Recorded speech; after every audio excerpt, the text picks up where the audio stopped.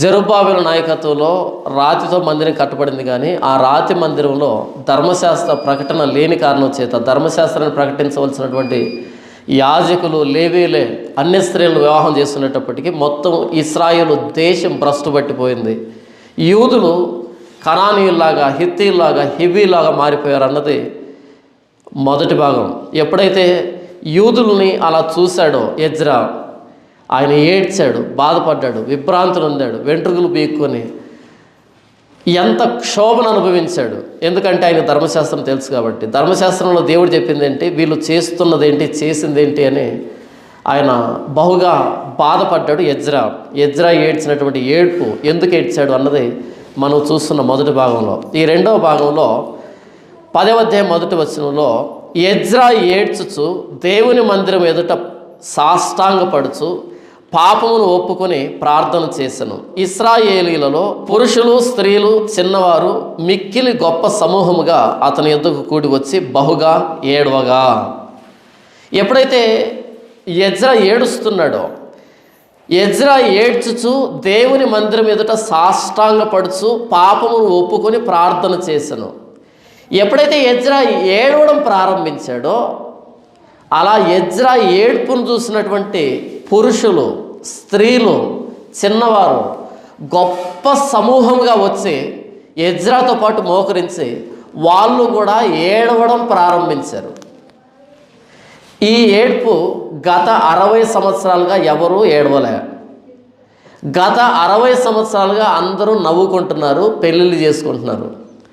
ఒకడు వెళ్ళి కనాను స్త్రీని తెచ్చుకుంటే ఇంకొకడు వెళ్ళి హిత్తీయ స్త్రీని తెచ్చుకుంటున్నాడు. ఒకడు వెళ్ళి మోయాబు స్త్రీని వివాహం చేసుకుంటే ఇంకొకడు వెళ్ళి ఐగుప్తులో పెళ్లి చేసుకుని తీసుకుని వచ్చుకుంటున్నాడు. ఇలా పోటీ పడి 60 సంవత్సరాలుగా సంబరాల మధ్య గడిపారు. మొట్టమొదటిసారి ఏడుస్తున్నారు ఎజ్రాతో పాటు కలిసి. ఎందుకని? ఎప్పుడైతే ఒక వ్యక్తి నిజంగా దేవుడి మాటకి ప్రాధాన్యత ఇచ్చి, ధర్మశాస్త్రానికి ప్రాధాన్యత ఇచ్చి దేవుడి పక్షాన కార్యం చేయడం ప్రారంభిస్తాడో, దేవుడి పక్షాన ఏడవడం ప్రారంభిస్తాడో, ఆ వ్యక్తితో పాటు మోకరించి ఏడ్చే వాళ్ళు ఖచ్చితంగా ఉండనే ఉంటారు ప్రతి తరములో. మరొకసారి చెబుతున్నాను, ఎజ్రా రానంత వరకు అందరూ పెళ్ళిళ్ళలో మునిగి తేలుతున్నారు, సంబరాల్లో మునిగి తేలుతున్నారు. ఎజ్రా ఒక్కడే తన పై వస్త్రాన్ని చింపుకున్నాడు, తన దుప్పటిని చింపుకున్నాడు, తన తల వెంట్రుకలు పెరిగి వేసుకున్నాడు, తన గడ్డాన్ని పెరిగి వేసుకున్నాడు.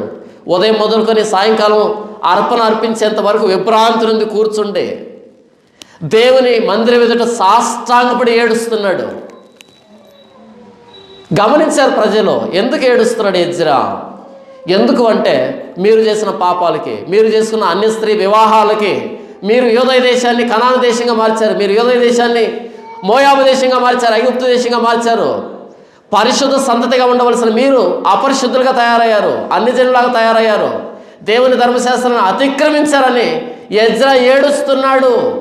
ప్రజలందరూ చూశారు, విన్నారు. అయ్యో మేము పాపం చేశామని ఎజ్రాతో పాటు ఏడవడం ప్రారంభించారు. అక్కడ వ్రాయబడిన మాట ఏంటంటే, ఎజ్రా ఏడ్చుచు దేవుని మందిరం ఎదుట సాష్టాంగపడుచు పాపమును ఒప్పుకొని ప్రార్థన చేశాను. ఇశ్రాయేలీలలో పురుషులు, స్త్రీలు, చిన్నవారు వారు మిక్కిలి గొప్ప సమూహముగా అతని ఎదుట కూడి వచ్చి బహుగా ఏడవగా. సమూహంగా వచ్చారంటే ఏడవడానికి. ఎప్పుడైతే ఒక వ్యక్తి రోషం పూనుతాడో దేవుని పక్షాన, ఎప్పుడైతే దేవుడి మనసు, దేవుడి మాటని సమాజానికి అర్థం చేయించాలని ప్రయాసపడతాడో ఖచ్చితంగా అతను వెంబడించే వాళ్ళు కూడా ఉండనే ఉంటారు. సత్యం చిన్నగా ప్రారంభమవుతుంది. సత్యం ఎప్పుడు ఒంటరిదే. సత్యం ఎప్పుడు కూడా ఒంటరిదే. సత్యం ఎప్పుడు కూడా ఎలా ప్రయాణం చేస్తుంది? ఒంటరిగానే ప్రయాణం చేస్తుంది. దేన్ని జతకు తెచ్చుకోదు. సత్యం ఒంటరిగానే ప్రయాణం చేస్తుంది. సత్యం తిన్నగానే ప్రయాణం చేస్తుంది. సత్యం ఎప్పుడు ఒంటరిదే. సత్యం దేనికి భయపడదు. ఎజ్రా ఒక్కడే ఏడుస్తున్నది, అందరు కాదు. ఎజ్రా ఏడవడం ప్రారంభించాడు. ఆ ఏడుపు అనేకులు ఏడ్చేటట్టుగా చేసింది. కొత్త రొట్టె వేదికగా దేవుని వాక్యాన్ని ఉన్నది ఉన్నట్టుగా చెప్పడం ప్రారంభించారు 2016 నుంచి. ఈరోజు కొన్ని వేల మంది వాక్యాన్ని ఉన్నది ఉన్నట్టుగా వినేదానికి అలవాటు పడ్డారు, చెప్పేదానికి ప్రయాసపడుతున్నారు.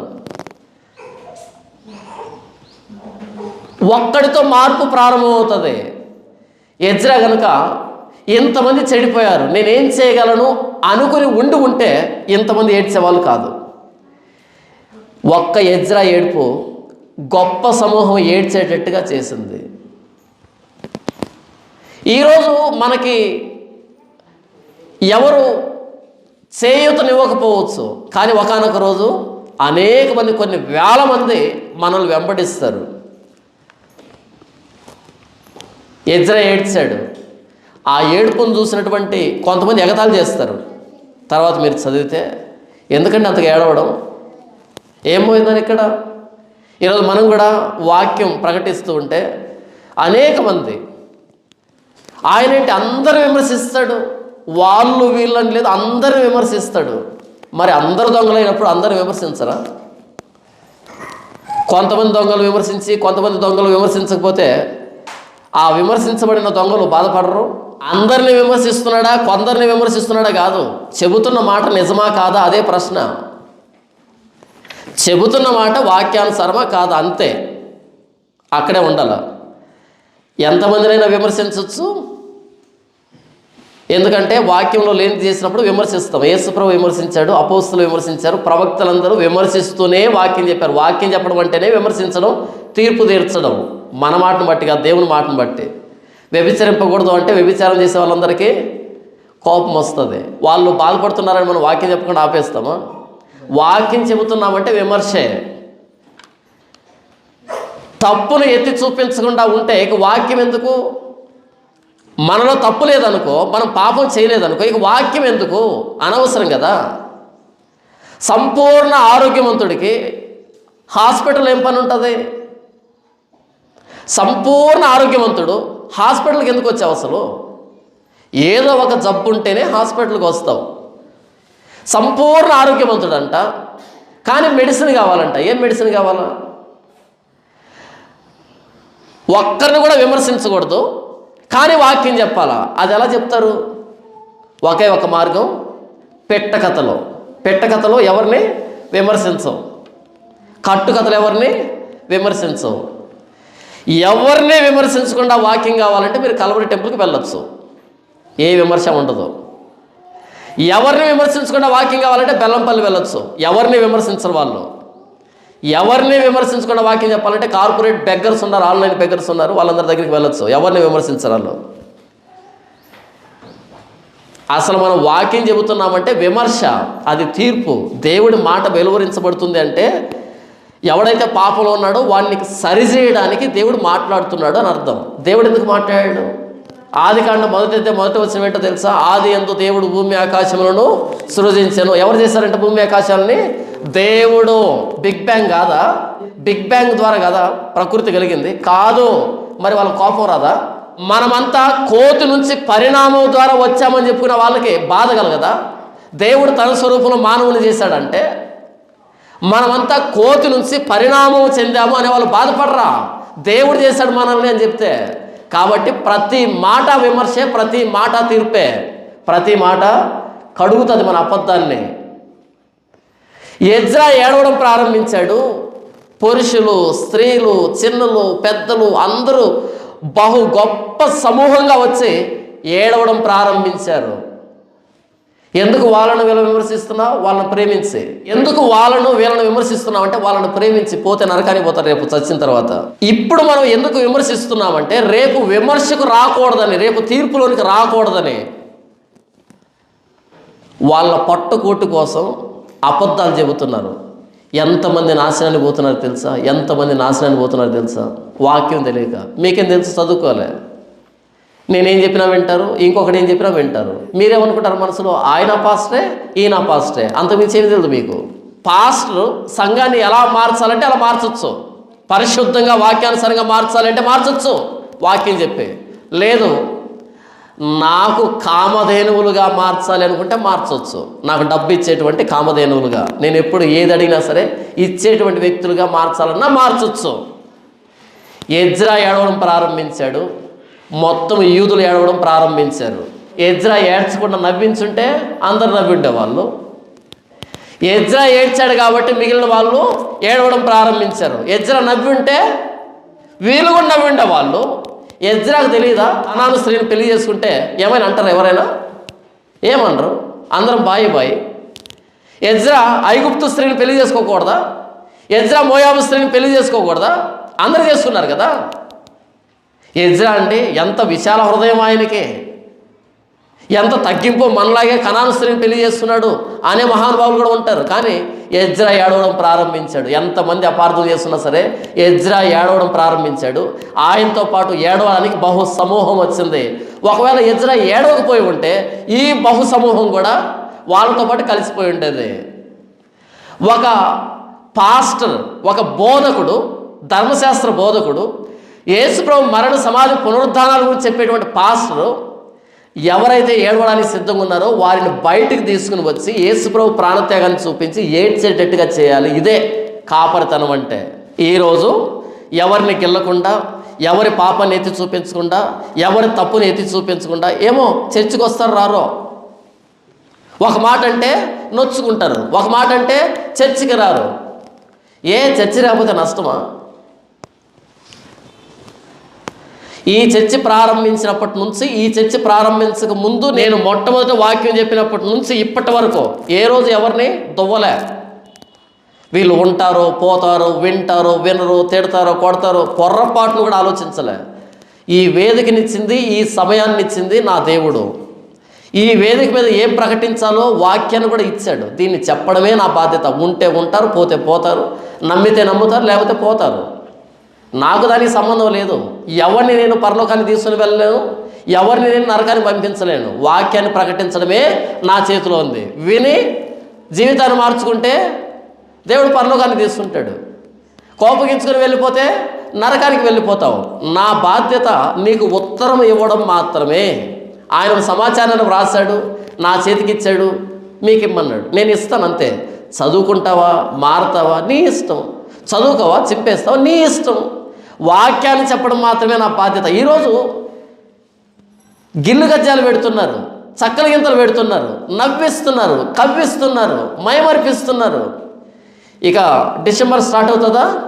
ఎన్ని డ్రామాలు స్టార్ట్ అవుతాయంటే, ఇక ఎన్ని స్కిట్లు స్టార్ట్ అవుతాయంటే. నిన్న ఒక వీడియో వచ్చింది మన కల్వరి టెంపుల్ నుంచి. ఆ వేదిక మీద మరియమ్మ, పక్కనే యోసేపు, మరియమ్మ చేతిలో చిన్న బిడ్డ, ఇక ఇటువైపు నలుగురు, ఇటువైపు నలుగురు తెల్లటి రెక్కలు తగిలించుకొని ఇలా పట్టుకొని ఇలా ఊపుతున్నారు. కింది వైపు స్మోక్, పొగ వస్తుంది ఇలా. ఆ వేదిక మీద ఈ సతీష్ కుమార్ గారు పాట పాడుతున్నారు, యేసు ప్రభు గురించి పాట పాడుతున్నారు. బంగారు బిడ్డ అంట, అందాల బిడ్డ అంట, ఏంటేంటో పాట పాడుతున్నాడు. ఏంటి 2000 సంవత్సరాలు అయిపోయింది ఇప్పటికే. ఇంకా దేవదూతలు స్కిట్ వేసుకునే దగ్గర నిలబడిపోయాడు మనోడు. యేసు ప్రభు వచ్చేప్పటికి 2000 సంవత్సరాలు అవుతుంది. ఇంకా ఆ స్కిట్ దగ్గరే నిలబడిపోయారు. మీకు అర్థం కాలేదు కదా నేను చెప్పింది? చిన్నతనంలో పాలు తాగేమంటే అర్థం ఉంది, కానీ పెద్ద అయ్యే కొద్దీ ఇంకా పాలు తాగుతున్నా అంటే ఏమనాలి నిన్ను?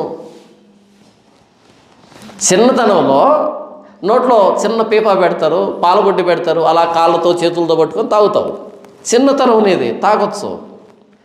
60 ఏళ్ళ ముసలోడు ఇంత డబ్బా తీసుకొని నోట్లో పీపా పెట్టుకొని కాళ్ళతో చేతులతో తాగుతున్నాడు అనుకో, ఏమనాలి ఆ వ్యక్తిని? సిగ్గు అనిపించాలని నీకు కొంచెం కూడా? ఒక వేదిక వేసి స్కిట్ డ్రామా, ఏది వేసుకోబుట్టే డ్రామా అంటే ఇంకా పిల్లలేనా? కల్వరి టెంపుల్ అంతా డ్రామా ఎవరికి వేస్తాం? పిల్లలకి. డ్రామా ఎవరికి వేస్తారు? పిల్లలకి. 150,000 మంది పిల్లలేనా? నువ్వు కూడా పిల్లాడివే, ఇంకా పుట్టలే.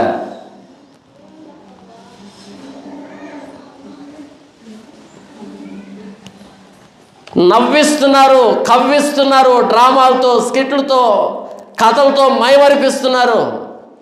ఎజ్రా ఏడ్చాడు, సాగిలు పడ్డాడు, పాపాలు ఒప్పుకున్నాడు, వెంట్రుకలు బెరికి వేస్తున్నాడు, గడ్డం బెరికి వేస్తున్నాడు, ఏడ్చాడు.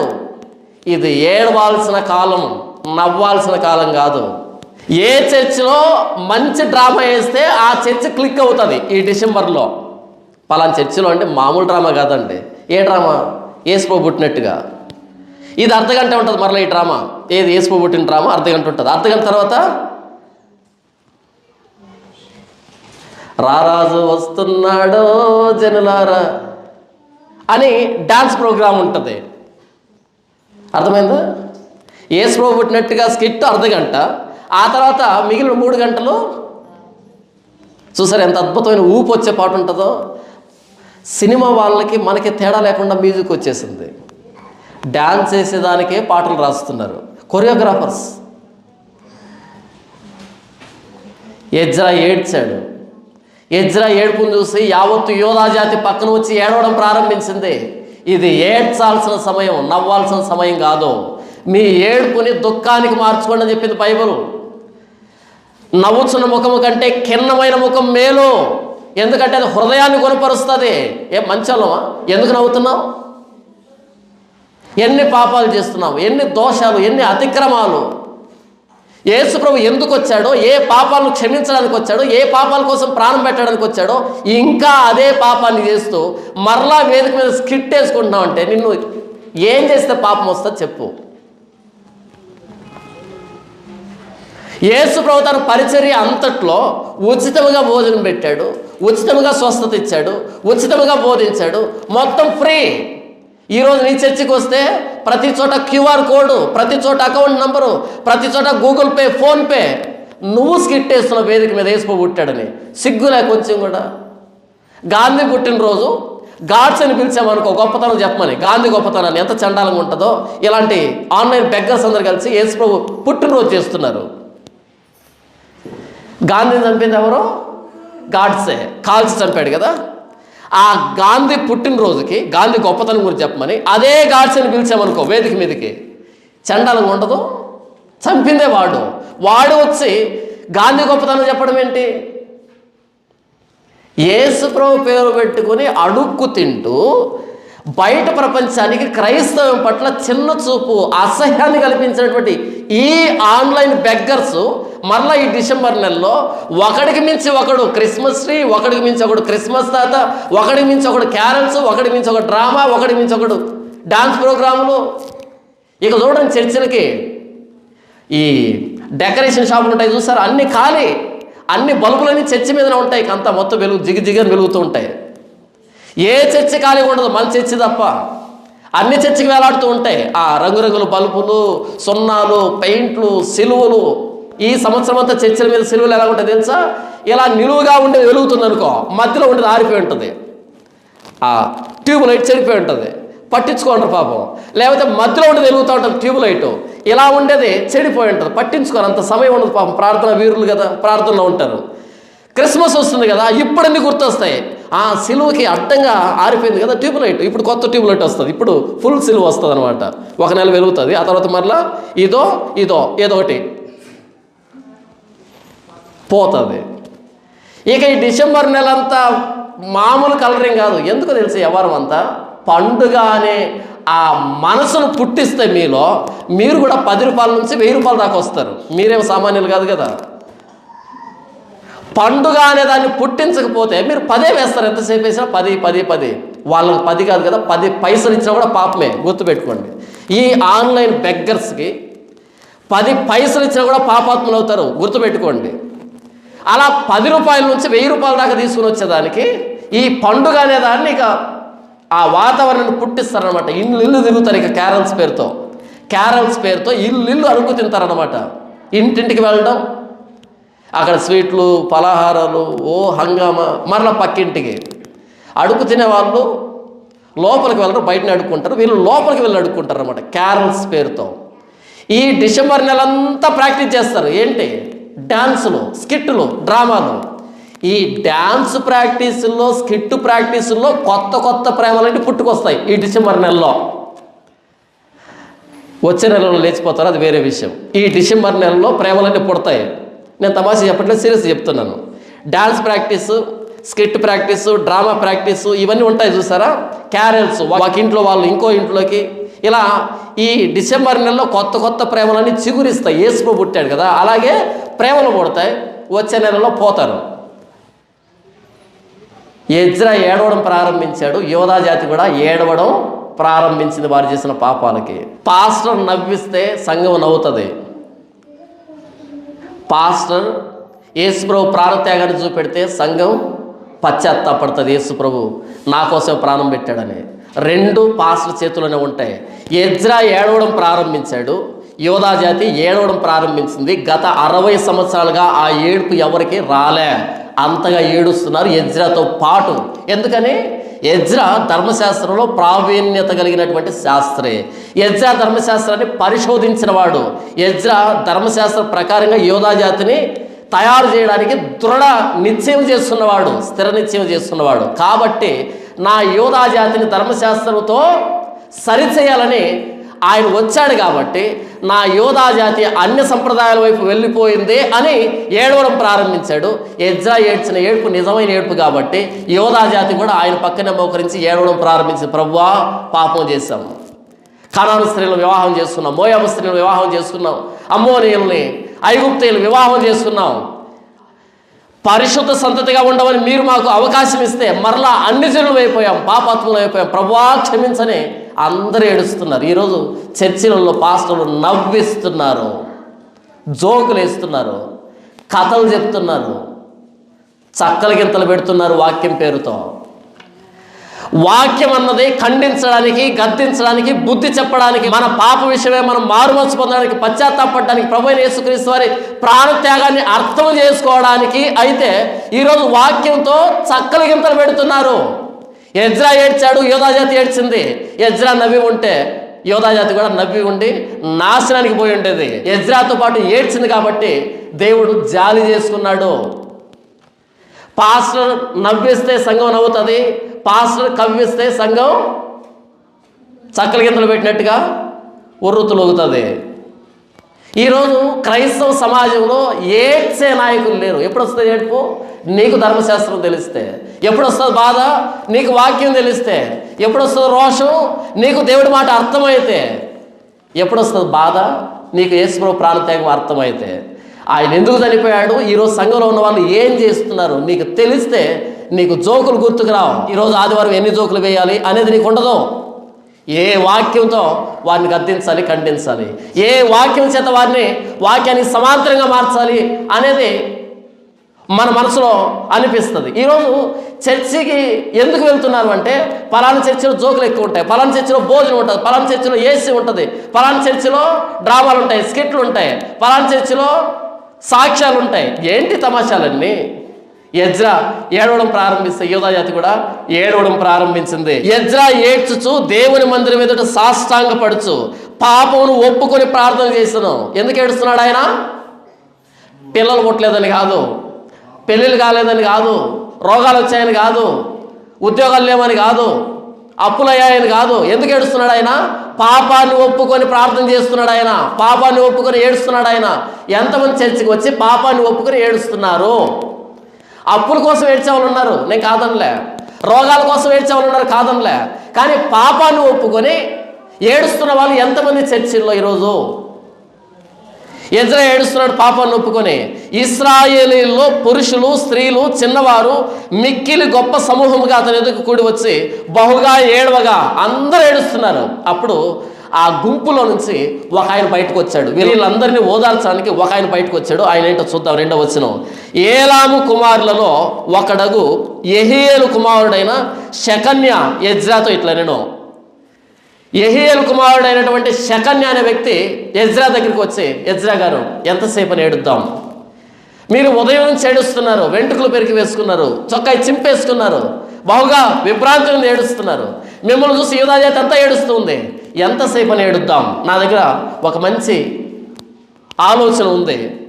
ఏంటంటే అది, మేము దేశమందుండు అన్య జన్మల్లోని స్త్రీలను పెళ్లి చేసుకొని మా దేవుని దృష్టికి పాపం చేసితిమి. అయితే ఈ విషయంలో ఇశ్రాయేలీలు తమ నడవడి దిద్దుకొందురను నిరీక్షణ కద్దు.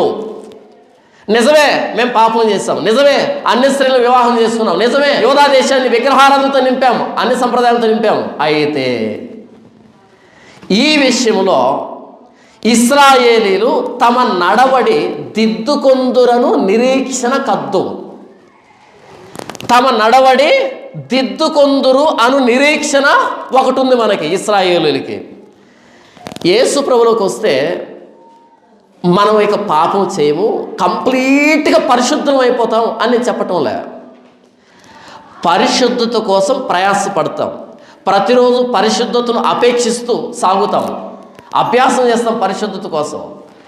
అయితే అడపాదడప మనకు తెలియకుండా మరలా మన స్వభావరీత్యా పాపంలో పడినప్పుడు అందులో ఉండలేం, దాన్ని అనుభవించలేం, మరలా పశ్చాత్తాపడతాం, మరలా మన ప్రవర్తనని దిద్దుకుంటాం. ఇది క్రైస్తవ గొప్పతనం. బిల్లీ గ్రాహం గారు ఒక ఉపమానం చెప్పారు, అద్భుతమైన ఉపమానం. కొన్ని వందల మంది ఇప్పటికే చెప్పారు దాని గురించి, ఎందుకంటే ఆయనకు దేవుడిచ్చిన ప్రేరేపణ అది. ఒక వ్యక్తి ఒక పంది పిల్లని ఒక గొర్రె పిల్లని పెంచుకుంటున్నాడంట. ఒక పంది పిల్లని ఒక గొర్రె పిల్లని. ఆ రోజు పంది పిల్లకి బాగా స్నానం చేయించాడంట. మన భాషలో చెప్పాలంటే పన్నీరుతో బాగా స్నానం చేయించాడంట. మంచి బట్టలు వేశాడు, మంచి భోజనం పెట్టాడు, ఏసీలో పెంచుతున్నాడు దాన్ని, పంది పిల్లని బాగా స్నానం చేయించాడు. ఒక గొర్రె పిల్లని పెంచుకుంటున్నాడు. ఒకరోజు అలా తీసుకుని వెళ్తున్నాడు వాకింగ్కి. అయితే ఒక పెద్ద మురిక్కాలు వచ్చిందంట, నల్లగా మురిక్కాలు ఉంటుంది కదా, మురిక్కాలు వచ్చిందంట.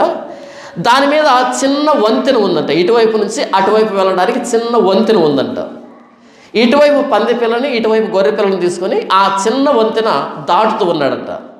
అనుకోకుండా కాలు బెనికి 2 మురికి గుంతలు పడిపోయాయి, ఆ మురికాలలో పడిపోయాయి. పంది గొర్రె పిల్ల 2 పడిపోయాయి. ఎప్పుడైతే ఈ పంది పిల్ల గొర్రె పిల్ల మురికాలలో పడిపోయాయో,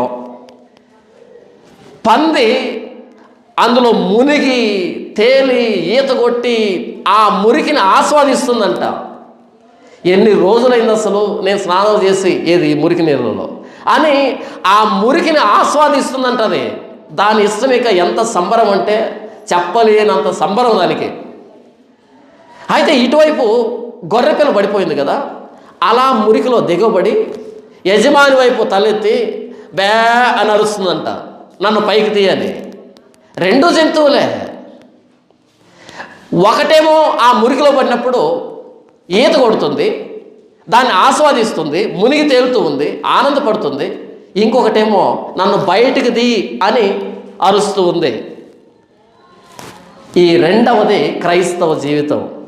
క్రైస్తవుని లోకంలో అడపాదడప పొరపాట్లు జరగవచ్చు మన స్వభావ రీత్యా. అయితే ఆ పాపంలో మనం కూరుకుపోం, ఆ పాపాన్ని ఆస్వాదించలేం. ప్రభువా నన్ను బయటికి తీ, కాలు జారాను, కింద పడిపోయాను, మురికిలో పడిపోయాను, నాయనా నన్ను పైకి తీ, ఈ మురికి భరించలేకపోతున్నా, ఈ దుర్గంధాన్ని భరించలేకపోతున్నా, ఈ కంపు నాకు నచ్చటంలే, నన్ను పైకి తీ, నన్ను కడుగు అని గొర్రె కేక వేసినట్టుగా మనం పాపంలో పడితే యేసు ప్రభు వైపు చూసి ప్రభువా నన్ను కరుణించు, ఈ పాపం నుంచి బయటకు తీ, నాయనా పొరపాటైంది, ఇక పడను, ఈ వాసన భరించలేకపోతున్నా అని కేక వేస్తాం మన రక్షకుడైన ప్రభు అయిన యేసుక్రీస్తు వారి వైపు చూసి. మరి పంది, కడుగుబడిన పంది మరలా బురదలో దొర్లినట్టుగా, కుక్క తన వాంతిని తాను మరలా తిన్నట్టుగా ఎంత కాలమైంది ఈ సుఖం అనుభవించి అని మరలా సుఖంలో మునిగి తేల్తాం. పందులమైతే, గొర్రెలమైతే ప్రభువా క్షమించను ఆయన, నేను ఇక్కడ పొరపాటును పడిపోయాను, ప్రభువా నన్ను పైకిది అని మొర పెడతాం. మనం పందులమా గొర్రెలమా? అందుకే యేసు ప్రభు అంటాడు, నేను గొర్రెలకు మంచి కాపరిని, నా గొర్రెలు నా స్వరం వింటాయి, నా గొర్రెల కోసం నేను ప్రాణం పెడుతున్నాడు యేసు ప్రభు, నా పందుల కోసం ప్రాణం పెడుతున్నాను అలా ఆయన. మనం పందులమా గొర్రెలమా? కానీ ఈరోజు చర్చి నిండా పందులు ఉన్నాయి, గొర్రెలు లేవు. గొర్రెలైతే ప్రభువా ఈ మురికి నుంచి, ఈ కోపం నుంచి, ఈ దుర్గంధం నుంచి నన్ను తీ, నన్ను కడుగు. గొర్రె ఇంకో అడుగు ముందుకేసి ఈత కొట్టదు, అక్కడే నిలబడి బ్యా బ్యా అంటూ ఉంటుంది. యజమాని దిగాలి, యజమాని తీసుకోవాలి, యజమాని కడగాలి, అప్పుడు దానికి సంతోషం. అదే పందికి యజమాని దిగుతున్నాడు ఇంకా తీయడానికి, అమ్మో వచ్చేస్తున్నాడు దుర్మార్గుడు, ఈ దుర్మార్గుడు నన్ను వదిలిపెట్టడాక నన్ను తీసుకుని వెళ్తాడు అని ఆ సందుల్లో గొంతుల్లో ఆ మురికిలో కీ కీ అంటుంటుంది కదా, దాన్ని కాలు పట్టుకొని లాగుతూ ఉంటే ప్రాణం తీసినంతగా విలవిలలాడుతుంది. ఎందుకని? మిస్ అయిపోతుంది పాపం, ఈ నల్లటి ఈ వాతావరణాన్ని, దుర్గంధాన్ని మిస్ అయిపోతుంది. ఎందుకంటే పందికి అది ఇష్టం. పందికి పన్నీరులో స్నానం చేయించామనుకో మహా చిరాకు దానికి, చిచ్చి ఏం కంపేది అనుకుంటుంది. కానీ గొర్రె అలా కాదు, గొర్రెలమా పందులమా? శకన్య ముందుకొచ్చాడు, ఎజ్రా గారు, ఇశ్రాయేలీలు ఈ విషయంలో తమ ప్రవర్తన దిద్దుకొందురను మాట నిరీక్షణ కద్దు. ఇశ్రాయేలీలు మనము మా ప్రవర్తన దిద్దుకుంటాం, ఏం చేయాలో చెప్పు. క్రైస్తవులు తమ ప్రవర్తనని దిద్దుకోవడానికి ఇష్టపడతారు. పాపం జరగదా? జరగవచ్చు. జరగాలని చెప్పటంలే, జరగవచ్చు. జరిగితే పాపాన్ని ఆస్వాదించలేము. అంటే పాపం చేసి జానపదాలను చెప్పాడు పాపం చేయొచ్చు అంట. కాదు, గొర్రె తనకై తాను పడదు పాపంలో. పొరపాటున పడితే ఉండలేదు, అసలు ఆ వాతావరణాన్ని ఆస్వాదించలేదు. అది పంది చేసే పని. నాకు తెలిసి గొర్రె కాలు జారి పడి ఉంటుంది, పంది కావాలని పడి ఉంటుంది. గొర్రె కాలు జారి పొరపాటున పడి ఉంటే పంది కావాలని పడి ఉంటుంది. అర్రే నేను పడాల్సి ఇది పడింది అని ఇది దూకుంటుంది. శకన్య అనే ఒక వ్యక్తి వచ్చాడు, మేము దేశమందుండు అన్య జనముల్లోని స్త్రీలను పెళ్లి చేసుకుని మా దేవుని దృష్టికి పాపం చేస్తే ఒప్పుకుంటున్నాడు. అయితే ఈ విషయంలో ఇశ్రాయేలీలు తమ నడవడి దిద్దుకొందురను నిరీక్షణ కద్దు. అయ్యా మనం ఇశ్రాయేలీలు కదా, ఎంతసేపు ఏడుద్దాం. ఈ విషయంలో ఏం చేస్తే మన పాపాన్ని మరలా ప్రభు క్షమిస్తాడు, దేవుడు మరలా మనల్ని క్షమిస్తాడు, దాన్ని ఆలోచిద్దాం అని అంటున్నాడు. క్రైస్తవులు ఏదైనా పొరపాటుగా పాపంలో పడ్డారా? మరలా రండి, మోకాల మీదకి రండి, పశ్చాత్తాపడండి, ప్రభువుని వేడుకోండి, ప్రభువు మన పాపాలని క్షమిస్తాడు. పాపలు కూరుకుపోకండి. పాపలు కూరుకుపోతే పాతాలని దిగజారిపోతాం. క్రైస్తవుడు మనసు ఏంటో తెలుసా? పాపం జరిగిందా మరలా ఒప్పుకునేంత వరకు, ప్రభువు నన్ను క్షమించాడు అనే ఆ నిర్ధారణ మనకు జరిగేంత వరకు వదిలిపెట్టం ప్రభువుని. ప్రభువా నన్ను క్షమించాల్సిందే, ప్రభువా నన్ను క్షమించు అని వేడుకుంటాం. ఇది క్రైస్తవుడు మనసు. నాకేమైనా అనిపించదన్నా అంటే నువ్వు పందివి, గొర్రెవి కాదు. నేను ఎన్ని పాపాలు చేస్తున్నాను నేను అడగలేదే అనంటే నువ్వు పందివి, గొర్రెవి కాదు. గొర్రె మాత్రమే యజమాని వైపు చూసి నన్ను బయటికి తీ అని సంకేతం ఇస్తుంది, అరుస్తుంది, తీసేంత వరకు అరుస్తుంది. కాళ్ళు మునిగాయి, ఒళ్ళును తడుపుకోదు పొరపాటును కూడా. పందెలా కాదు, అరికాలు మునిగినా సరే మొత్తం తలకిందులుగా పడి మిగతాది కూడా రుద్దుకుంటుంది, అంటించుకుంటుంది. అది పంది లక్షణం. కొంచెం పాపం మన జీవితంలోకి ప్రవేశించిందా అది కడిగేంత వరకు ప్రభు కడిగాడని తన రక్తంతో శుద్ధీకరించాడు నిర్ధారణ జరిగేంత వరకు విడిచిపెట్టం ప్రభు పాదాలు. ప్రభు నన్ను క్షమించు, అటు తర్వాతనే ఏదైనా. ఈరోజు రివర్స్ అయిపోయింది, పాపం గురించిన ప్రస్తావన లేదు. ఈ లోక సంబంధమైన విషయాలన్నీ నెత్తి మీద వేసుకోవడానికి ప్రయాసపడుతున్నాం. ఎజ్రా ఏడుస్తున్నాడు, యోధా జాతి అంతా ఏడుస్తుంది. శకన్య ముందుకు వచ్చాడు. ఈ విషయంలో ఇశ్రాయేలీలు తమ నడవడి దిద్దుకొందురను నిరీక్షణ ఉంది మనకి. ఏం చేయమంటావో చెప్పు. 3వ వచనం, కాబట్టి ఈ పని ధర్మశాస్త్రానుసారముగా జరుగునట్లు ఏలిన వాడవైన నీ యోచనను బట్టి, దైవాజ్ఞకు భయపడి వారి యోచనను బట్టి ఈ భార్యలను వారికి పుట్టిన వారిని వెలివేయించదమని మన దేవునితో నిబంధన చేసుకునేదము. ఏం చెప్పాడు? అయ్యా నీవు ధర్మశాస్త్రానుసారంగా చెప్పు, నీకు బైబిల్ తెలుసు కదా, నీ బైబిల్ ప్రకారంగా ధర్మశాస్త్రానుసారంగా చెప్పు. నంబర్ 2, దైవాజ్ఞకు భయపడి వారి యోచనను బట్టి 2 మాటలు మాట్లాడుతున్నాడు. కాబట్టి ఈ పని ధర్మశాస్త్రానుసారంగా జరుగునట్లు ఏలిన వాడవైన నీ యోచనను బట్టి, నంబర్ 2, దైవాజ్ఞకు భయపడి వారి యోచనను బట్టి ఈ భార్యలను వారికి పుట్టిన వారిని వెలివేయించదమని మన దేవునితో నిబంధన చేసుకుందాం అని చెప్పాడు. అయ్యా పెళ్లి చేసుకున్నాం, పిల్లలు పుట్టారు, అయితే ధర్మశాస్త్రంలో ఏముందో చెప్పు. దైవాజ్ఞకు భయపడే వాళ్ళంతా నీవు చెప్పినట్టుగా చేస్తాం. విడిచిపెట్టాలన్న వీళ్ళని, విడిచిపెట్టమంటే విడిచిపెడతాం. ఎవరిని విడిచిపెడతారంట? భార్యల్ని, పిల్లల్ని. చిన్న విషయమా? చిన్న విషయమా? మనం సిగరెట్ విడిచిపెట్టలే, మనం ఆకు వక్కే విడిచిపెట్టలే, మనం సీరియలే వదిలిపెట్టలే, మనం సినిమానే వదిలిపెట్టలే. కానీ ఏం చేస్తారంటే వీళ్ళు భార్యల్ని, పిల్లల్ని వదిలిపెడతాం. ఇష్టమైన భార్య, అందమైన భార్య, వాళ్ళ మధ్య గొడవలు లేవు, వాళ్ళ మధ్య కీచులాటలు లేవు, అన్యోన్యంగా ఉన్నారు. ఎవరో ఎజ్రా వచ్చాడు, ఆయన ఏడుస్తున్నాడు. ఎందుకు ఏడుస్తున్నాడు అంటే, మీరు పాపం చేశారు, ధర్మశాస్త్రం ఇలా ఉంది. అవునా, ధర్మశాస్త్రం ఇలా ఉందా? ఏం చేయమంటావు చెప్పు, వదిలిపెట్టమంటావా? మనం ఏమీ వదిలిపెట్టలే కదా. అందుకే అక్కడ రాయబడిన మాట ఏంటంటే, కాబట్టి ఈ పని ధర్మశాస్త్రానుసారముగా జరుగునట్లు. ఎలా జరగాలంట?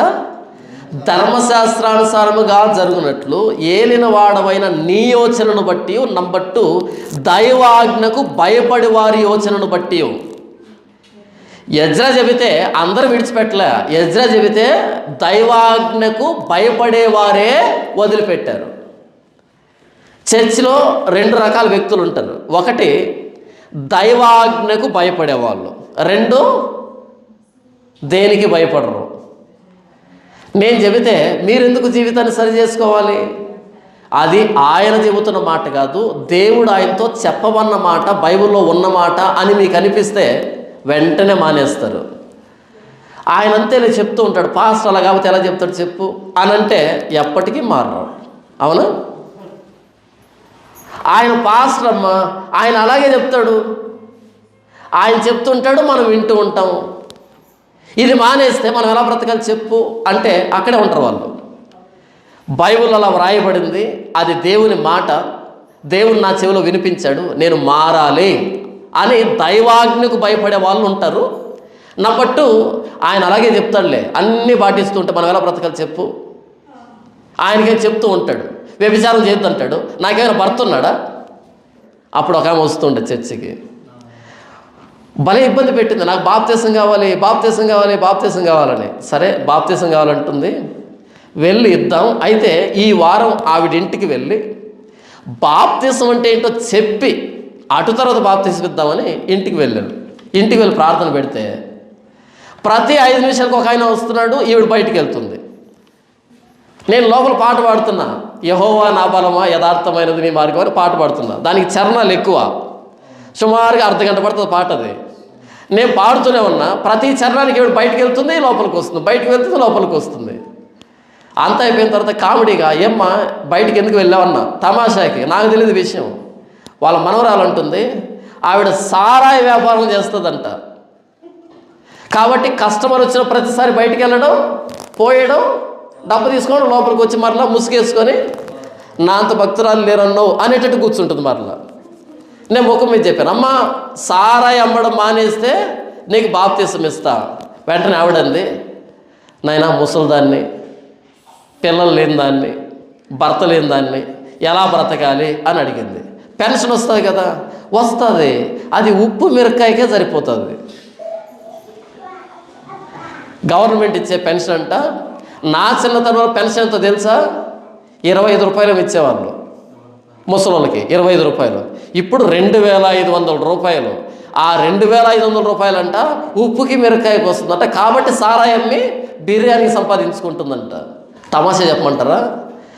వాళ్ళకు అమ్ముతూ దాంట్లో సగం ఈవిడ కూడా తాగుతుంది ఒళ్ళు నొప్పుల కోసం. అదే లాస్ట్ ప్రసంగం, అదే లాస్ట్ సంభాషణ. మళ్ళీ చర్చికి రాలే, నీ బాప్తీసం వద్దు, నీ చర్చి వద్దు, నాకు సారాయే ముద్దు, రేపు నరకమే హద్దు. వాళ్ళు భార్యలను వదిలిపెట్టడానికి సిద్ధపడ్డారు, పిల్లలను వదిలిపెట్టడానికి సిద్ధపడ్డారు. భార్యను వదిలిపెట్టడం అంటే కష్టమా సులభమా? అంటే గయ్యాలు గంగమ్మలు అనుకొని వదిలిపెట్టచ్చు. కానీ వాళ్ళు ఇష్టపడి మోయాబు దేశం నుంచి తెచ్చుకున్నారు, చాలా దూరపు సంబంధం ఇది. ఐగుప్తు నుంచి తెచ్చుకున్నారు, చాలా దూరపు సంబంధం ఇది. ఈ పని ధర్మశాస్త్రానుసారంగా జరగాలి. నువ్వేం చెప్తావు చెప్పు? దైవాజ్ఞకు లోబడే మేమంతా నెరవేరుస్తాం. భార్యను వదిలిపెట్టమంటావా, పిల్లలను వదిలిపెట్టమంటావా? చాలా కష్టం, కానీ వదిలిపెట్టడానికి ఇష్టపడ్డారు. ఈరోజు ఏమీ వదిలిపెట్టము. ఏమైనా వదిలిపెడతామా? దేవుని మహాకృపను బట్టి 2వ పెళ్ళి 3వ పెళ్ళి కూడా చేసుకుంటాం తప్ప వదిలేది ఏముండదు. ఆయన ఇంకో ఆవిడని ప్రేమించాడంట. ఏది? పోయే వయసులో. ఏ వయసులో? 70 సంవత్సరాల వయసులో ప్రేమించాడంట. పెళ్లి చేసుకోలేదంట, ఇద్దరు కలిసి ఉన్నారంట. వీళ్ళిద్దరు కలిసి దేవుడికి చెప్పుకున్నారంట.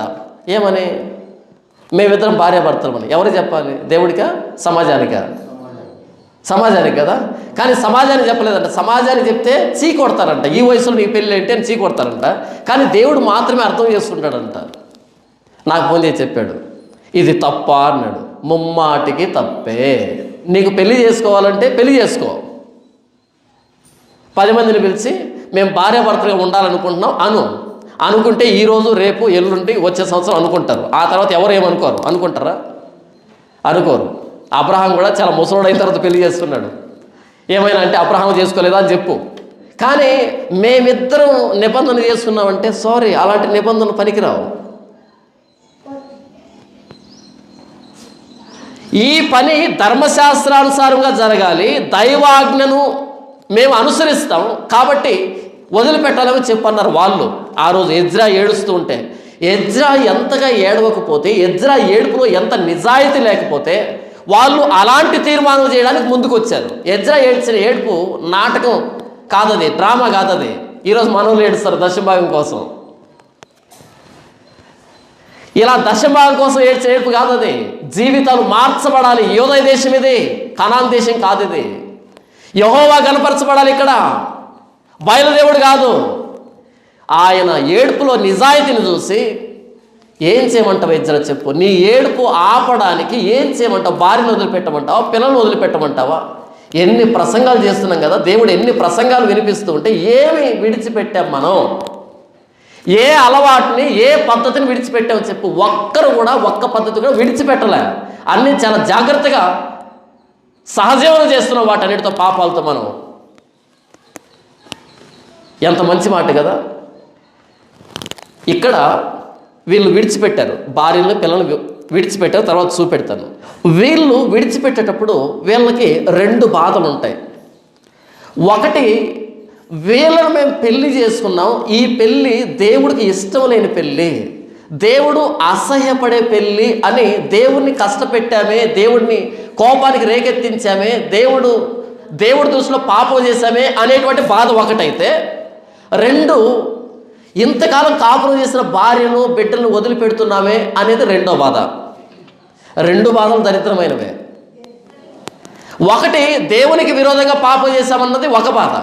2, భార్యను బిడ్డలు వదిలిపెడుతున్నామన్నది 2వ బాధ. ఆ పాపం చేయడం దేనికి? ఈ బాధపడడం దేనికి? పాపం చేసేవాడికి 2 బాధలు ఉంటాయి. ఎవరు ఎలా పాపం చేసినా ఎన్ని బాధలు ఉంటాయి? 2 బాధలు ఉంటాయి. బయట వాళ్ళకి కాదు, క్రైస్తవుల గురించి మాట్లాడుతున్నా. ఒకటి, ఈ పాపం చేయడం ద్వారా దేవుని నేను వ్యతిరేకించాను, దేవుని నేను అవమానించాను అని ఒక బాధ. 2, ఈ పాపాన్ని విడిచిపెడుతున్నానే అనేది 2వ బాధ. దీన్ని బట్టి అర్థమయ్యే సారాంశం ఏంటంటే, నీతి ఏంటంటే, పాపం చేయొద్దు. పాపం చేసిన వాడికి బాధ తప్ప ఇంకొకటి లేదు, శేషం. పాపం చేస్తే శేషం ఏంటి? బాధ. ప్రపంచవ్యాప్తంగా వెళ్ళండి, పాపం చేసేవాడిని నేను సుఖంగా ఉండాను, సంతోషంగా ఉండాను అనేవాడిని ఒక్కరిని తీసుకున్నాడు చూద్దాం. రోజులు గడిచే కొద్దీ, సమాధి దగ్గర పడే కొద్దీ కుల్లి కుల్లి కుల్లి కుల్లి కుల్లిపోతాడు సమాధిలోకి. దానినే మనోవ్యాధి అంటారు.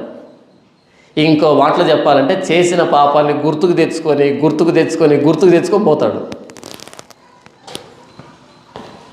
అవసరమా? పాపం చేయకపోతే ఏ బాధ లేదు. పాపం చేస్తే దేవుని దృష్టిలో దోషులం అవుతాం, దేవుని ఉగ్రతకు లోనవుతాం, ఆయన ఎదురుగా ముఖం ఎత్తుకోలేము. తర్వాత ఈ పాపము తాలూకు పర్యవసానాలు ఉంటాయి, వీటి నుంచి విడిపించుకోలేము. కుక్క చావుంటారు దీన్ని. చచ్చేటప్పుడు కూడా సమాధానం లేకుండా, చచ్చేటప్పుడు కూడా మనశ్శాంతి లేకుండా చస్తాం, కలవరించి చస్తాం. అదే వయసులో ఉన్నప్పటి నుంచే, చిన్నతనం నుంచే పరిశుద్ధతను అభ్యాసం చేసి బ్రతికి ఉంటే ఈ మనసు ఉండదు. రోజులు తరిగే కొద్దీ అటువైపు చూపు వస్తుంది. రోజులు తరిగే కొద్దీ ఏమొస్తుంది తెలుసా? అటువైపు చూపు వస్తుంది. ఆయన్ను సంతోష పెట్టాలనిపిస్తుంది. ఆయనకు ఇష్టం లేనివి ఏమున్నాయి నా జీవితంలో, మన లోపల మనం తొంగి చూసుకుని వాటిని కడుక్కోవాలనిపిస్తుంది, వాటిని తీసివేసుకోవాలనిపిస్తుంది, ఆయన్ను సంతోష పెట్టాలనిపిస్తుంది. ఉదాహరణకి అన్న అనే ప్రవక్తి 86 సంవత్సరాలు వృద్ధాప్యం, విధవరాలు, 7 సంవత్సరాలు భర్తతో కాపురం చేసింది, భర్త చనిపోయాడు. అప్పటి నుంచి దేవాలయాన్ని విడిచిపెట్టకుండా ఉపవాస ప్రార్థనలతో దేవుని మందిరంలో ఆతిథ్యం ఇస్తూ దేవుని సేవలో పరిశుద్ధంగా బ్రతికింది. వ్యభిచారం లేదు. వయసులో భర్త చచ్చిపోయాడు, దేవాలయానికి వెళ్ళింది, తను సమర్పించుకుంది. 86 సంవత్సరాల వయసు వరకు పరిశుద్ధమైన జీవితం. అప్పుడు యేసుప్రభు ఆవిడ చేతిలో పెట్టబడ్డాడు. యేసుప్రభుని ముద్దు ఆడింది. చివరిసారిగా ఆ పెదాలతో ముద్దు పెట్టింది భర్తకి. తర్వాత చనిపోయే ముందు యేసుప్రభుకి ముద్దు పెట్టి చనిపోయింది. ఇది జీవితం అంటే. అదే లోకంలో విచ్చలవిడిగా బ్రతికామనుకో, వయసు మీద పడి సమాధి పోతున్నా సరే, ఏ పిల్ల నన్ను చేసుకుంటావా అంటూ పోతాడు, సరసాలాడుతూనే పోతాడు. మనసు అలా ఉంది పాపం. నేనేం చెప్తున్నాను అంటే, ఎజ్రా చెప్పు, ధర్మశాస్త్రంలో ఏముంది? మమ్మల్ని విడిచిపెట్టమంటావా? ఎంత సిద్ధపాటు వచ్చింది ఎజ్రా ఏడవడం ద్వారా. నిజంగా పాస్టర్ ఉన్న వాక్యాన్ని ఉన్నట్టు చెప్తే జీవితాలు మార్చుకునే వాళ్ళు సిద్ధంగా ఉన్నారు. పాపం వాక్యం తెలియక, వాక్యంలో ఏముందో తెలియక పాపాల్లో బ్రతుకుతున్నారు, కానీ అమాయకత్వంలో బ్రతుకుతున్నారు. కానీ వాక్యం ఉన్నది ఉన్నట్టు వివరించబడితే జీవితాన్ని సమర్పించుకునే వాళ్ళు ఉన్నారు ప్రపంచవ్యాప్తంగా. నాకు ప్రతిరోజు ఎన్ని ఫోన్లు వస్తాయి తెలుసా? అన్న మీరు చెప్పండి ఒక మాట, ఏం చేయమంటారు? ఒక ఆయన ఫోన్ చేశాడు, గుడారాలు దండగానే ఒక వీడియో చేశాను 2 సంవత్సరాల క్రితం, గుర్తుందా? ఆ వీడియో యూట్యూబ్లోకి వెళ్తే ఫోన్ చేశాడు ఆయన. ఫోన్ చేసి మామూలుగా తిట్లా బూతులు తిట్టాడు. నీకు ఏం తెలుసు ఆయన గురించి, అసలు ఆయన ఏమనుకుంటున్నావరా అని తిట్టాడు. తిట్టిన ఆ వ్యక్తి 5 నెలల తర్వాత మరలా ఫోన్ చేశాడు. నేను మర్చిపోయాను, ఎందుకంటే తిట్టించుకోవడం అన్నది మనకి వెన్నతో పెట్టిన విద్య. మనం యూట్యూబ్లో వీడియో పెడతామా, అన్ని తిట్లే, అన్ని బూతులే, కాబట్టి మనకు అలవాటు అయిపోయింది. అలా విని అలా వదిలిపెట్టేస్తాం, అసలు వినం కూడా, ఎందుకంటే ఇవి తప్ప ఇంకేం రావాలని ప్రాణం అలవాటు పడింది కాబట్టి. 5 నెలల తర్వాత ఫోన్ చేశాడు. అన్న నేను గుర్తున్నానా? ఏమో గుర్తులేవు. నేనన్నా ఆ రోజు తిట్టాను కదా, బూతులు తిట్టాను కదా, నేనే అన్నా. చూసా ఎంత అద్భుతంగా పరిచయం చేస్తున్నాడు. సరే చెప్పు, ఎందుకు ఫోన్ చేసావు? అన్న ఆ రోజు నేను తిట్టాను కదా, ఫోన్ పెట్టేసన్నా ఒక ఆలోచన వచ్చింది. ఈ వ్యక్తి గుడారాల పండుగను ప్రారంభించినటువంటి యేసన్నను ఎలా మాట్లాడాడంటే, ఎంతకు వీడేం చెప్తున్నాడో చూద్దాం ఒకసారి, ఎంతకు వీడెవడో వీడేం చెప్తున్నాడో చూద్దాం ఒకసారి అని మీ ఛానల్లోకి వెళ్ళి ఒక వాక్యం విన్నానన్నా, తెలియకుండానే 2వ వాక్యం విన్నానన్నా, తెలియకుండానే 3వ వాక్యం విన్నానన్నా. నేరుగా ఆఫీస్కి వెళ్ళన్నా, పోలీస్ స్టేషన్కి వెళ్ళన్నా, నా కానిస్టేబుల్కి రిజైన్ చేశానన్నా. ఆయన కానిస్టేబుల్. నేరుగా పోలీస్ స్టేషన్కి వెళ్ళి నాకు ఈ ఉద్యోగం వద్దు, ఇందులో రకరకాల అక్రమాలు చేయాల్సి వస్తుంది కాబట్టి వాక్యం ఎలా చెప్తుంది, నాకు ఈ ఉద్యోగం వద్దని రిజైన్ చేశానన్నా. అయితే ఆయన నా రిజైన్ తీసుకోలేదన్నా. కొద్ది రోజులు సెలవు తీసుకో, మరలా ఆలోచించుకో, నీ ఉద్యోగాన్ని ఇలాగే పెట్టుంటాను, తర్వాత వచ్చి మరలా కనబడు అని చెప్పాడన్నా. ఇప్పుడు మరలా ఎందుకు ఫోన్ చేశానంటేనన్నా, నేను ఉద్యోగం చేయాలా వద్దా మీరు చెప్పండి అన్నా, మీరు చెప్పిన దాని ప్రకారంగా వెళ్తాం ముందుకు.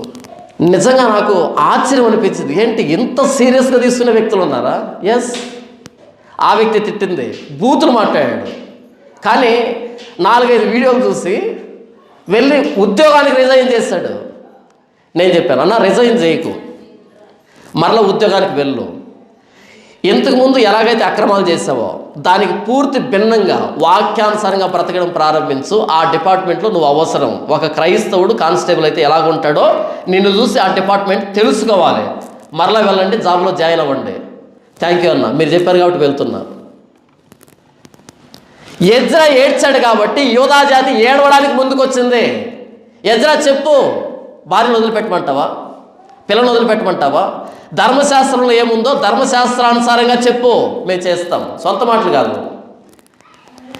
ఎక్కడున్నారు ఈరోజు క్రైస్తవులు? దేవుడు ఇలా మాట్లాడుతున్నాడు, నా జీవితాన్ని మార్చుకోమంటున్నాడు, నేను మార్చుకుంటాను. వాళ్ళు భార్యను వదిలిపెట్టారు, పిల్లలను వదిలిపెట్టారు. చిన్న విషయం అనుకుంటున్నారా? చాలా పెద్ద విషయం. ఇప్పుడు ఇంకో ప్రశ్న వస్తుంది, అదేంటండి దేవుడు భార్యను వదలమని పిల్లలను వదలమని చెప్తాడా? ఎంత దుర్మార్గురాలైనా సరే, ఎంత విగ్రహారాధికురాలైనా సరే, దేవుడు భార్యను వదలమని చెప్పడం ఏంటండి, పిల్లలు వదలమని చెప్పడం ఏంటండి? అనాథలుగా చేస్తాడా దేవుడు? తర్వాత చదువు అంతటి అయిపోలే. తర్వాత ఏముందంటే, అలా బయలుదేరి 3 నెలలు తిరిగి మొత్తం యోధయ దేశం తిరిగి, ఎన్ని నెలలు? 3 నెలలు 3 నెలలు తిరిగి ఎంతమంది లిస్టు ప్రిపేర్ చేశారంటే 110 మంది లిస్టు ప్రిపేర్ చేశారు. తిరిగింది ఎన్ని నెలలు? 3 నెలలు, 90 రోజులు, 4 వ్యక్తులు 90 రోజులు తిరిగి ఎంతమంది లిస్టు ప్రిపేర్ చేశారు తెలుసా? 110 మందిని లిస్టు ప్రిపేర్ చేశారు, వీళ్ళని వదిలిపెట్టండి అని. ఏంటి 110 మందికి ఎంత ఏడ్చాడా ఎజ్రా? కాదు. ఎంతమంది కోసం ఏడ్చాడు? చాలామంది కోసం ఏడ్చాడు. కానీ మీరు పక్క పేజీ తిప్పితే 10వ అధ్యాయము 18వ వచనం నుంచి 44 వరకు మీరు చూస్తే 110 పేర్లే ఉన్నాయి. అక్కడ 110 పేర్లు మాత్రమే ఉన్నాయి. ఈ 110 మంది ఎవరు అంటే, మేము మారం, మా బయలుదేవుణ్ణే, మా అస్తారోతు దేవతనే, మా కనానీయుల దాగోను దేవుణ్ణే మేము నమ్ముతాము తప్ప ఇశ్రాయేలు దేవుడిని యెహోవాను నమ్మము అన్న వాళ్ళని 110 మందిని బయటికి తీశారు. ఇక మారరు వీళ్ళు. యూదురాలైనటువంటి నయోమి, మనకు రూతు గ్రంథం ఉంటుంది చూసారా, నయోమి మోయాబు దేశానికి వెళ్ళింది, కరువు వచ్చిందని. భర్త, 2 కొడుకులు, ఈవిడ వెళ్ళారు. అక్కడ వెళ్ళిన తర్వాత మోయాబు స్త్రీలనే 2 కొడుకులకి పెళ్లి చేసింది. భర్త చనిపోయాడు, 2 కొడుకులు చనిపోయారు. మరలా ఏదో దేశంలో సమృద్ధి వచ్చిందని మోయాబు దేశాన్ని విడిచిపెట్టి మరలా వస్తూ ఉంది. నయోమిగా వెళ్ళింది, మారాగా మార్చబడింది. నన్ను ఎందుకు నయోమి అంటారు? నా పేరు నయోమి కాదు, నా పేరు మారా. నయోమి అంటే తీపి, రుచి. నా బ్రతికెట్ తయారైంది, భర్త పోయాడు, పిల్లలు పోయారు, నేను ఇప్పుడు చేదు, కాబట్టి మారా అని పిలవండి. మారా. నా కోడళ్ళారా వినండి, ఒక ఆవిడ పేరు రూతు, ఇంకొక ఆవిడ పేరు ఓర్పా. అమ్మా, నాకు భర్త చచ్చిపోయాడు, 2 కొడుకులు చచ్చిపోయారు, నేను విధవరాలని. నేను మరలా పెళ్లి చేసుకొని మరలా కొడుకులు కన్నా సరే వాళ్ళు పెద్దవాళ్ళు అయ్యేటప్పటికీ మీరు ముసలోళ్ళు అయిపోతారు. కాబట్టి నా వలన మీకు ఉపయోగం లేదు. నాకు ఇక పిల్లలు పుట్టరు, పుట్టిన వాళ్ళు పెద్దవాళ్ళు అయ్యేటప్పటికి మీరు ముసలోళ్ళు అయిపోతారు.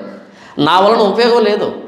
కాబట్టి మీరు మీ తండ్రి ఇంటికి వెళ్ళండి, మీ స్వదేశానికి, మీ సొంత ఇంటికి వెళ్ళండి. నేను విధవరాలని, మీరు విధవరాళ్ళు, మరలా పెళ్లి చేసుకోండి, మరలా మీ కొత్త జీవితాన్ని ప్రారంభించండి అని చెప్పింది. అప్పుడు ఓర్ప, ఇంకో కోడలు, అత్తగారు మంచి మాట చెప్పారు అని సెలవు పుచ్చుకొని ఆవిడ తండ్రి ఇంటికి వెళ్ళిన తర్వాత పెళ్లి చేసుకుని మరలా కొత్త జీవితాన్ని ప్రారంభించింది. కానీ రూతు ఉంది కదా, రూతు అత్తగారు ఆ మాట అనకండి, మీరు నన్ను కోడలుగా చేసుకున్నారు, నీకు భర్త చచ్చిపోయాడు, నాకు భర్త చచ్చిపోయాడు, నువ్వు విధవరాలువే, నేను విధవరాలునే, నీవు ఇప్పుడు నీ సొంత దేశానికి వెళ్తున్నావు,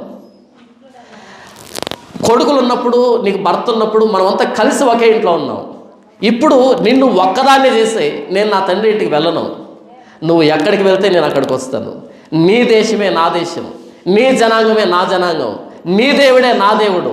నువ్వు తింటే తింటాను, నువ్వు పస్తుంటే పస్తుంటాను, నువ్వు చనిపోయిన దగ్గర నేను చచ్చిపోతాను, నువ్వు ఎక్కడికి వెళ్తే నేను అక్కడికి వస్తాను, ఇంతకు మించి ఏం మాట్లాడుకో, నేను నీతో పాటు వస్తాను అంతే. అలా రూతు వచ్చింది, మోయాబీయురాలు. మోయాబీయులు యెహోవా సమాజంలో చేరకూడదని దేవుడు చెప్పాడు కదా, ఆ మోయాబీయురాలు యేసు ప్రభు వంశావళిలో చేర్చబడింది. దావీదుకు అవ్వ రూతు. దేవుడు అంగీకరించలేదా? అంగీకరించాడు. మరి ఇంకో కోడలు వచ్చి ఉంటే ఆవిడ కూడా చేర్చబడి ఉండేది, అవునా? మరి ఇంకో కోడలు ఆ మాట ఎందుకు అనలేదు? 2 నయోమి కోడలులే, కానీ ఒక కోడలు నువ్వు చచ్చిపోయిన దగ్గర చచ్చిపోతాను, నువ్వు తింటే తింటాను, నువ్వు తినకపోతే తినను, నీ దేవుడే నా దేవుడు, నీ జనాంగమే నా జనాంగం, నీ దేశమే నా దేశం. ఈ మనసు దేవుడికి నచ్చింది. దావీదుకు అవ్వ అయింది, యేసుప్రభు వంశావళిలో చేర్చబడింది మోయాబు స్త్రీ. ఇంకొక ఆవిడ మరలా వెళ్ళింది, పెళ్లి చేసుకుంది, ఏమో చరిత్రలో కలిసిపోయింది. మోయాబీయులైనా, అమ్మోనీయులైనా, కనానీయులైనా దేవుడికి అనుకూలంగా మారితే దేవుడు పంపించడం. అంతెందుకు, రాహాబు అనే స్త్రీ వేశ్య, వ్యభిచారం చేస్తుంది. వేగులు వారు వచ్చారు, దూతలు వచ్చారు, వాళ్ళని పిలిచి వారికి భోజనం పెట్టి వాళ్ళని దాచిపెట్టి, అయ్యా మీ దేవుడు ఎర్ర సముద్రాన్ని ఎలా చీల్చాడు మేము విన్నాం, మీ దేవుడు ఇరుగు పొరుగు రాజ్యాలను ఎలా నాశనం చేశాడు మేము విన్నాం, మీ దేవుడికి ఈ ఎరుకో పట్టణం పెద్ద విశేషం కాదు, మీరు ఖచ్చితంగా వస్తారు, ఈ దేశాన్ని స్వాధీనపరుచుకుంటారు మాకు తెలుసు, అయితే మీరు వచ్చినప్పుడు నన్ను జ్ఞాపకం చేసుకోండి, నా ఇంటిని జ్ఞాపకం చేసుకోండి. ఎక్కడి నుంచి వచ్చింది ఈ విశ్వాసము? మరి మిగిలిన వాళ్ళు అలా అనలేదే, మిగిలిన వాళ్ళు కత్తెత్తుకొని వచ్చారని నరుకుతామని. మరి ఈవిడికి ఎందుకు అనిపించింది? అప్పుడు ఆ రాహాబు అనే వేశ్య యేసు ప్రభు వంశావళిలో చేర్చబడింది. దేవుడు రక్షించాడు. యెరికో స్త్రీ. యెహోషువ యుద్ధాలు చేస్తున్నాడు. గిబియోనీయులు వచ్చారు. అయ్యా, మాది చాలా దూరదేశం నుంచి వచ్చాం, మీరు మాతో ఒక నిబంధన చేయండి, మా దేశాన్ని మీరు ఏం చేయకూడదు, మమ్మల్ని మీరు చంపకూడదు. కానీ మిగిలినటువంటి రాజ్యాల వాళ్ళు కత్తెత్తుకొని వస్తాయి. వీళ్ళు క్షమాపణ కోరుతూ వచ్చారు, మమ్మల్ని కాపాడండి అని. వీళ్ళని కాపాడాడు. వీళ్ళకి అభయం ఇచ్చారు, వాగ్దానం చేశారు యెహోషువ వీళ్ళు. కాబట్టి వాళ్ళు అమ్మోనీయులైనా, మోయాబీయులైనా, కనానీయులు ఎవరైనా సరే ఒక్కసారి ఇశ్రాయేలీయుల ఇండ్లలోనికి అడుగుపెట్టిన తర్వాత పెళ్లి రూపేనా ఇశ్రాయేలీయుల దేవుడైన యెహోవాను సేవిస్తే ఆయన పొమ్మనే దేవుడు కాదు, ఆయన దగ్గరికి వచ్చే వారిని వెళ్ళమనే దేవుడు కాదు. ఆయన ఎవరు వచ్చినా సరే స్వీకరిస్తాడు ఆయన. ఉదాహరణ రూతు, ఉదాహరణ రాహాబు, ఉదాహరణ గిబియోనీయులు. కానీ ఎవరైతే ఇశ్రాయేలీయుల ఇళ్ళలోనికి వచ్చి కూడా వారి దేవుళ్ళు తెచ్చుకొని వారి విగ్రహారాధన చేస్తారో వారిని ఉంచడు ఆయన. అలా 3 నెలలు తిరిగి 110 మందిని బయటికి తీశారు. వీళ్ళు మారరంట.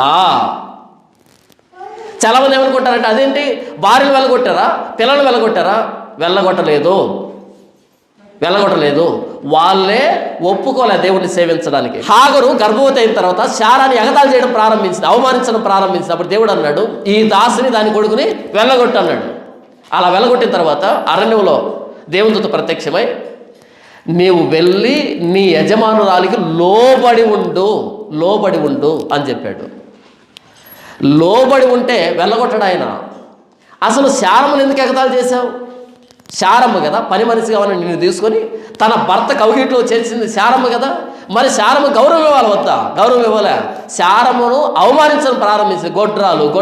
ఆవిడ గొడ్రాలు కాబట్టే నీకు అవకాశం ఇచ్చింది. గొడ్రాలను ఎగతాళి చేసింది. అప్పుడు వెళ్ళగొట్టాడు. మరలా తగ్గించుకుంటే ఇంట్లోకి రప్పించాడు. దేవుడు మనసు ఏంటంటే ఆయన వెళ్ళగొట్టాడు. అదేంటంటే భార్యలు వెళ్ళగొట్టారా, పిల్లలు వెళ్ళగొట్టారా? ఎవరైతే యెహోవాను సేవించడానికి నిరాకరించారో వారిని వెళ్ళగొట్టారు.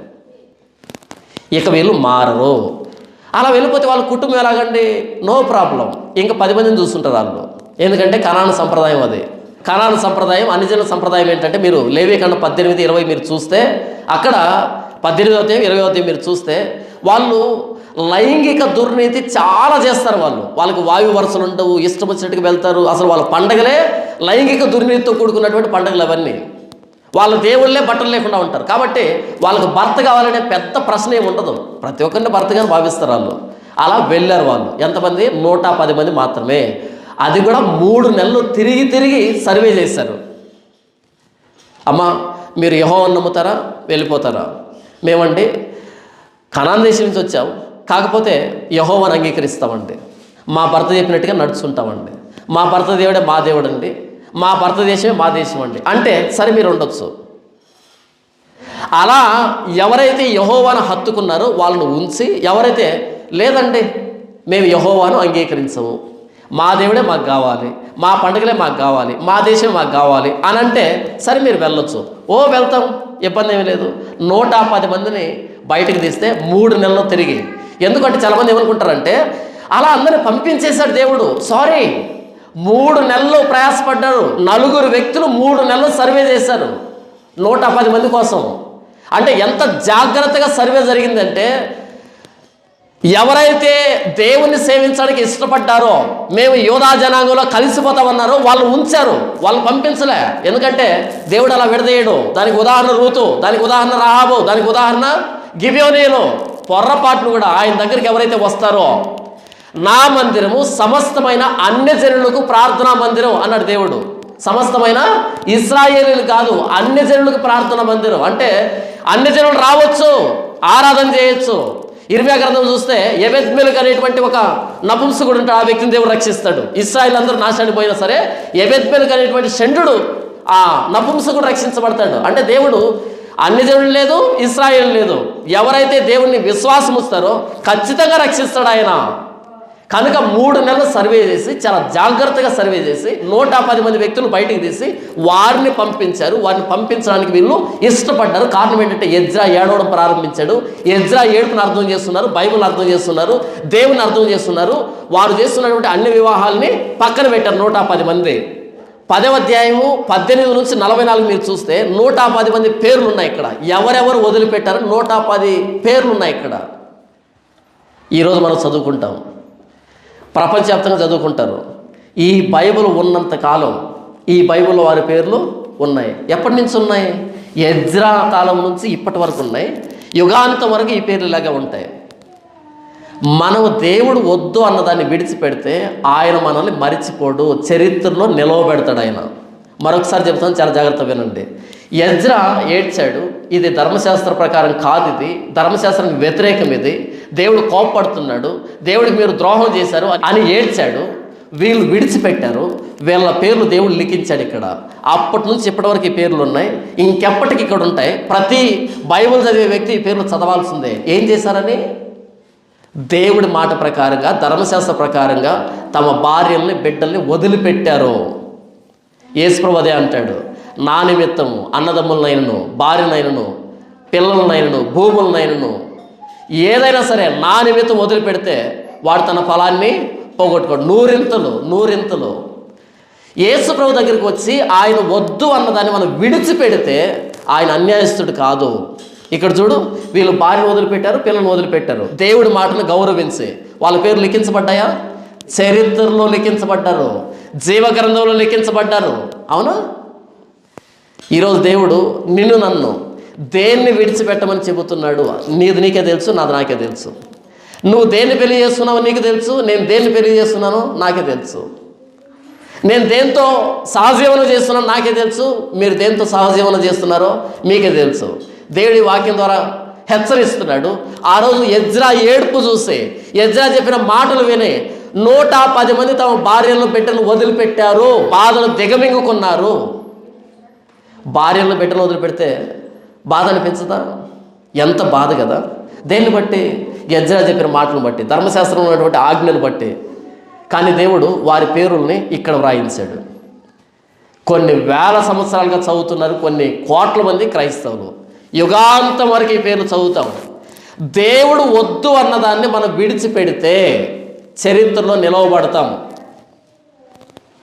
దేవుడు వద్దు అన్నదాన్ని వెంటనే విడిచిపెడితే చరిత్రలో నిలవబడతాం. దేవుడు వద్దు అన్నదాన్ని హత్తుకున్నామా చరిత్ర హీనులవుతాం, చరిత్రలో అవమానానికి పాత్రలుగా మిగిలిపోతాం. వీళ్ళు విడిచిపెట్టారు, చరిత్రలో నిలవబడ్డారు, దేవుని గ్రంథంలో లిఖించబడ్డారు, జీవ గ్రంథంలో లిఖించబడ్డారు, మనకు ఆదర్శవంతమయ్యారు. ఎవరైతే దేవుడు వద్దు అన్నదాన్ని పట్టుకుంటారో చరిత్రహీనులు అవుతారు. మన చరిత్రలో నిలిచిపోదామా, చరిత్రహీనులు అవుదామా? జీవ గ్రంథంలో లిఖించబడదామా, తీర్పు గ్రంథంలో లిఖించబడదామా?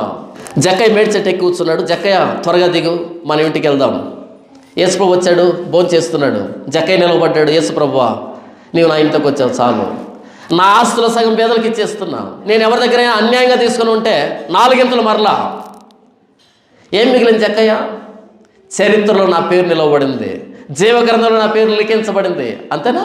జక్కయ్య ఆస్తిని ఇమ్మని యేసుప్రభు చెప్పలేదే. జక్కయ్య నీ ఆస్తిని విడిచిపెట్టని యేసుప్రభు చెప్పలేదే. జక్కయ్య విడిచిపెట్టాడు, యేసుప్రభుని గౌరవించి చరిత్రలో నిలవబడ్డాడు. ఇంకో ధనవంతుడు వచ్చాడు, నిత్య జీవితానికి వెళ్ళాలంటే ఏం చేయాలన్నాడు. యేసుప్రభు అన్నాడు, నీ ఆస్తిని బీదలకు ఇచ్చి నన్ను వెంబడించన్నాడు. ఆ వ్యక్తి ముఖం చిన్నబుచ్చుకొని బాధపడుతూ ఇంటికి వెళ్ళాడు. అప్పుడు యేసుప్రభు అన్నాడు, ధనవంతుడు పరలోక రాజ్యంలో ప్రవేశించడం ఏంటంటే సూది బెజ్జంలో ఒంటి దూరడం కంటే కష్టం. సూది బెజ్జంలో ఒంటేగా దూరుతుందేమో కానీ ధనవంతుడు పరలోక రాజ్యానికి రాడని యేసుప్రభు చెప్పాడు. చరిత్రహీనుడయ్యాడు ఆ వ్యక్తి. జక్కయ్య చరిత్రలో నిలిచిపోయాడు. ఆ వ్యక్తి తీర్పు గ్రంథంలో లిఖించబడ్డాడు. జక్కయ్య జీవ గ్రంథంలో లిఖించబడ్డాడు. దేవుడు ఒకదాన్ని వద్దు అన్నాడు అంటే ఉన్న ఫలంగా విడిచిపెడితే చరిత్రలో నిలవబడతాం, జీవ గ్రంథంలో లిఖించబడతాం. దేవుడు వద్దు అన్నదాన్ని పట్టుకున్నామా, హత్తుకున్నామా చరిత్రహీనులు అవుతాం. వీళ్ళ పేర్లు ఇప్పటికి చదువుకుంటున్నాం, ఇంకెప్పటికి చదువుతాం. కానీ వాళ్ళు చేసిన పని ఒక్కరోజు చేసిన పనే. ఎజ్రా కంటే ముందు 60 సంవత్సరాల ముందు జెరుబ్బాబెలు వచ్చాడు. రాతితో మందిరం కట్టాడు, రాతితో బిల్డింగ్ కట్టాడు, మందిరాన్ని కట్టాడు. జెరుబ్బాబెలు తర్వాత 60 సంవత్సరాలకి ఎజ్రా వచ్చాడు, మనుషుల్ని మందిరాలుగా మార్చాడు. జెరుబ్బాబెలు కట్టింది రాతి మందిరం, ఎజ్రా కట్టింది జీవ మందిరం, సజీవమైనటువంటి మందిరం, నడిచే మందిరాలు ఇవన్నీ. మీరు విలువ పెట్టి కొనబడిన వారు కాబట్టి మీ దేహముతో దేవుని మహింపరచండి అని పౌలు అంటాడు. అలాగే మీ దేహము మీలో ఉన్న పరిశుద్ధాత్మకు ఆలయమై ఉన్నదని మీరు ఎరుగరా అని అంటాడు. ఈ దేహం ఎవరికి ఆలయం? పరిశుద్ధాత్మ దేవునికి ఆలయం. జెరుబ్బాబెలు కట్టిన మందిరం రాతితో, ఎజ్రా కట్టిన మందిరం సజీవమైన మందిరం. అందుకనే వారు దేవుని వాక్యానికి వ్యతిరేకంగా చేసిన కార్యక్రమాన్ని వదిలిపెట్టారు, సజీవమైన మందిరాలుగా మార్చబడ్డారు. నీ కోసం నా కోసం ప్రభువైన యేసుక్రీస్తు వారు ప్రాణం పెట్టింది దేనికంటే సజీవమైన మందిరాలుగా నిన్ను నన్ను చేయడానికి. కొరింథీయులకు రాసిన 2వ పత్రిక 6వ అధ్యాయం 14వ వచనంలో అపోస్తలుడైన పౌలు ఏమంటున్నాడు చూద్దామా? మీరు అవిశ్వాసులతో జోడుగా ఉండకండి, నీతికి దుర్నీతితో ఏమి సాంగత్యము, వెలుగునకు చీకటితో ఏమి పొత్తు, క్రీస్తునకు బెలియాలతో ఏమి సంబంధము, అవిశ్వాసితో విశ్వాసికి పాలెక్కడది, దేవుని ఆలయమునకు విగ్రహములతో ఏమి పొందిక, మనము జీవము గల దేవుని ఆలయమై ఉన్నాము, మనము జీవము గల దేవుని ఆలయమై ఉన్నాము. ఎప్పటికీ ఈ మాట అర్థం కాక మన క్రైస్తవ కార్పొరేట్ పాస్టర్లు, బెగ్గర్లు, మూర్ఖులంతా కలిపి చర్చికి డెకరేట్ చేస్తున్నారు.